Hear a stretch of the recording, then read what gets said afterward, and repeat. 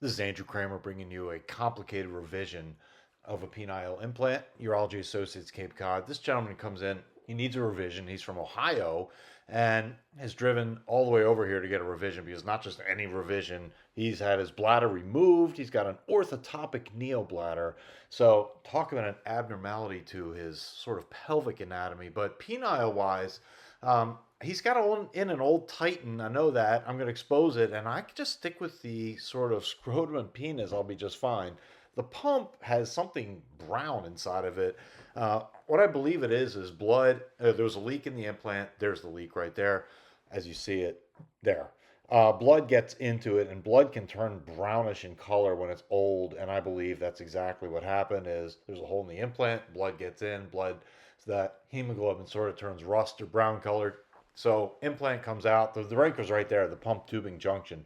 Cylinders are good, albeit with a ton of rear tip extenders for some reason. So got the Titan there, examining each cylinder, but no need to. I was going to take him out and replace him anyway because it's had this implant now 9 years. You've got to replace every component. So these implant comes out, and then because of that brown color, boy, I'm going to irrigate everything. That's a key component. I would anyway, but I know that I saw something abnormal. There's also a little kind of slippery substance on all the tissues, but again, I don't think there's anything infected about it. Clearly, I'm going to measure and dilate. I know here comes the dicey part. I'm going to maybe consider taking out this old reservoir in the right pelvic space that I knew from the operative notes it was placed using a counter incision. So before I burn that bridge and just get rid of it, because I can't get it out, already determined, I'm going to make a new space on the right, and I do.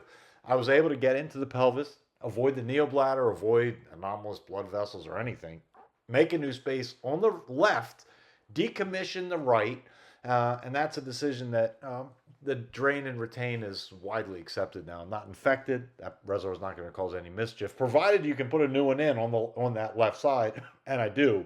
So it was not easy. Of course, he's had surgery and pelvic lymph node dissections, all kinds of things, but I have no trouble getting that reservoir in on the left, and then the rest of it just plug and play.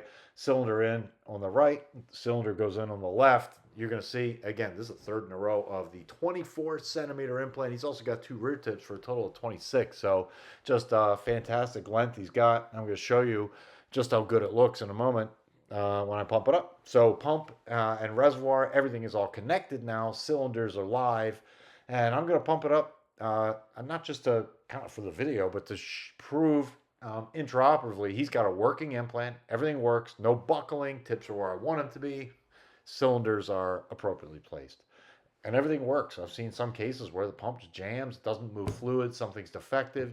You're willing to make changes, even late in the game. I am. So everything is perfect in this case. So pump low, deep, independent, multiple layer closure, dissolvable stitches in the skin.